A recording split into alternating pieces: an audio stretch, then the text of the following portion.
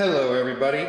This is a quick little video to showcase the results of the building poll for the Train Pack 1 and our final solution for it. So here it is.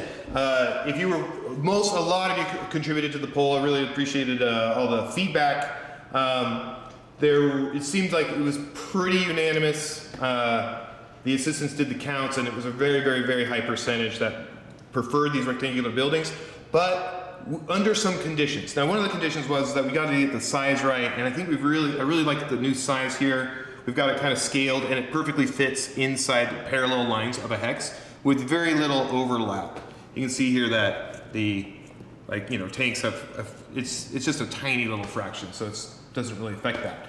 And that's really great because it allows us to stack buildings in horizontal rows like this, and we can create these rows of townhomes, which we use extensively in Stalingrad, as well as some of the alternate maps that we discussed down below. And it's just kind of I just think it's a really nice feature, and you can have, it creates more flexibility in map design, and you can have these you can create these lanes and have firefights across the street. So just, a bunch of cool stuff there. The other big question was whether we're going to have it be closed back, which is, I think we can all agree, a little bit more cosmetically pleasing and realistic, as opposed to, let's say having this, this open back version right here. But the open back version opens up some really nice options, which is why our solution is this. We just have this little plate and it slides out. It's got this nice little tongue and groove system, so it stays in really well. And now it's your choice. And if you are using it this way, so there's a couple different play modes. We use both at the same time, but this allows you to move guys into the building like this, and they're concealed from the opposing team until they bring some units. When some units move in closer, let's say this Panther moves in, as soon as it gets within sight range, then you take this guy and put him on top to show that, because now he's visible. And you'd be surprised, you'd be surprised how often you are going to be surprised at this. And then when this guy moves, when they move out of range, you can opt to put them back down again. It's not just that you forget that there's a guy in that building, which still happens with the playtesters constantly, and they're very experienced, advanced players, especially in a 4-player game. But you also lose track of what kind of upgrades did they have? What was their health at? Which way was that machine gun pointing and set up? So there's a lot of it just adds a little bit of mystery to the game, which I think is a very welcome addition. Now, the other way is also to have, you can play with these open back buildings, is you can play with double squads per building, and the maps will identify whether this is possible or not.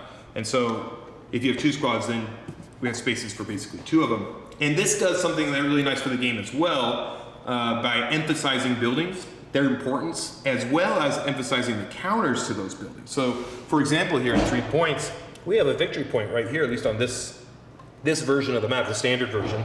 And I mean, my team could have a total of 4 squads all covering that one spot. So anything going in there is just going to get wrecked. And so it means that you have to deal with those buildings, and it really emphasizes your assault guns and rewards players for having a mixed variety of vehicle types, and really emphasizes bringing in your heavy armored assault guns that do a lot of HE damage to buildings, etc.